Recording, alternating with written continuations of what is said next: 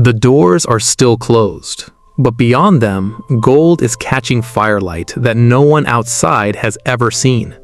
Somewhere past the threshold, the air is thick with incense, and in the deepest chamber of all, past the curtain no ordinary man is permitted to touch, something rests in absolute darkness. This is Solomon's temple, and what stood inside it was unlike anything Israel had built before, or would build again. For generations, Israel had worshipped at a tent. The tabernacle had moved with them through the wilderness, through the conquest of the land, through the long years of judges and kings, a sacred space, but a temporary one. King David had wanted to change that.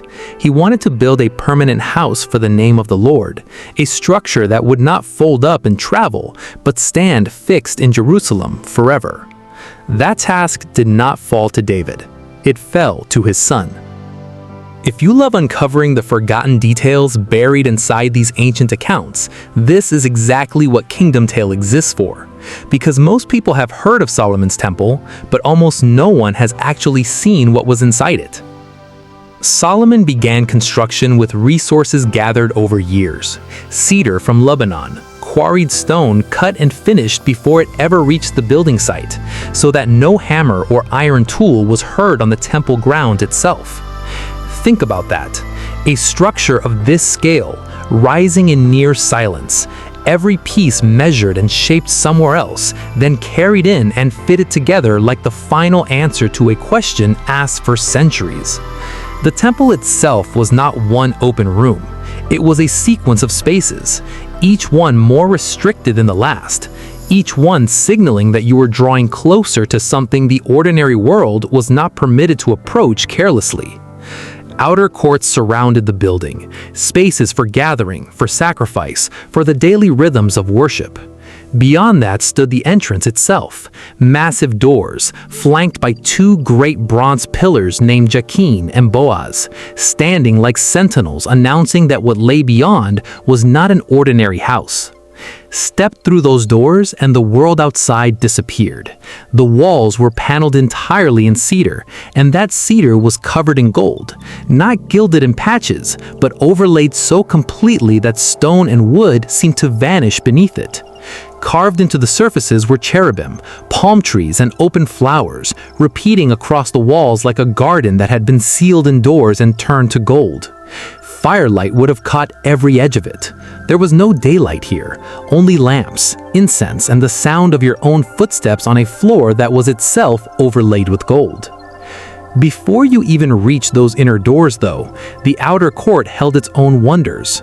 A massive bronze basin, so large that it was simply called the Sea, stood on the backs of 12 cast bronze oxen, arranged in groups facing the 4 directions. It held an enormous volume of water used by the priests for washing before they approached the altar. Nearby stood smaller basins on wheeled stands, elaborately decorated with lions, oxen, and cherubim worked into the bronze. Practical objects, but crafted with a level of detail that made even the utilitarian corners of the temple feel sacred. Then there was the great bronze altar itself, where the smoke of sacrifice rose continuously, the smell of it mixing with incense long before a worshiper ever reached the doors. Step through those doors, and the outer world fell away entirely. This was the holy place. Inside it stood a golden table for the bread of the presence, 10 golden lampstands positioned to cast their light across carved walls, and an altar of incense standing just before the innermost veil. This was the daily furniture of worship, tended constantly by priests who alone were permitted this far. Men who walked this room in near silence, surrounded by gold on every surface, the carved cherubim and palm trees seeming to watch from the walls. But the holy place was not the final room. Ahead was a veil, and beyond that veil was a chamber unlike any other space in the ancient world. The most holy place was a perfect cube, and inside it Solomon placed 2 cherubim carved from olive wood, each one so large that their outstretched wings spanned the entire width of the room. One wing of each figure touching the wall, the other 2 meeting at the center, forming a canopy of golden wings over whatever rested beneath them. And what rested beneath them was the Ark of the Covenant, carried in by the priests during the temple's dedication and set beneath that canopy for the first time. Picture the scene. Trumpets, singers, and musicians raised together in one sound, described as being like a single voice. Sacrifices offered in numbers too great to count, so many that the bronze altar itself could not hold them all, and the surrounding court had to be consecrated for the offerings to continue. Solomon standing before the entire assembly of Israel, lifting his hands toward heaven in prayer, asking that this house would be a place where prayers from every direction, even from foreigners, even from exile, might be heard. And then the priests emerged from the most holy place, their task complete, the ark finally at rest beneath those golden wings. According to the record, something happened next that no architect could have planned for.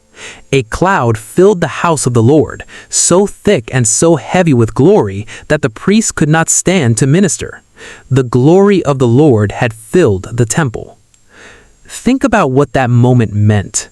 Every measurement, every plank of cedar, every hammer blow struck somewhere far from the building site, every ounce of gold hammered flat across those walls, all of it had been in preparation for that single moment when the space was no longer just architecture. It had become something else, a dwelling. But magnificence like this does not last forever. For generations after its dedication, the temple stood at the center of Israel's life, the place where feasts were kept, where kings were crowned, where the nation's memory of its God was anchored to a physical space anyone could point to and say, "There." But the record eventually turns dark. Babylon rose. Nebuchadnezzar's forces surrounded Jerusalem, and after a long siege, the city fell. What followed was systematic. The bronze pillars, Jachin and Boaz, standing since the day of dedication, were broken into pieces and their bronze carried off. The great sea, resting on its 12 oxen, was taken apart and hauled away. The golden furnishings, the lampstands, the tables, the basins, the very gold that had once caught firelight along every wall, were stripped and carried into exile. And then the house itself, the cedar and stone that had been assembled in near silence generations earlier, was set on fire and burned to the ground. The sanctuary where the glory of the Lord had once rested was reduced to rubble and ash. The temple that once glittered with gold in the firelight, the chamber where the ark had rested beneath outstretched golden wings, the room where the glory of the Lord had once filled the air so completely that priests could not stand, gone. So picture the doors again. Imagine them closed, the way they once stood before anyone had ever stepped inside. Somewhere beyond them, gold catches a firelight that no longer exists. Incense drifts through air that has not moved in over 2,000 years. And in the deepest chamber of all, beneath wings carved from olive wood, something rested in the dark that the world was never meant to fully understand, and never fully will again. That is what was really inside Solomon's temple.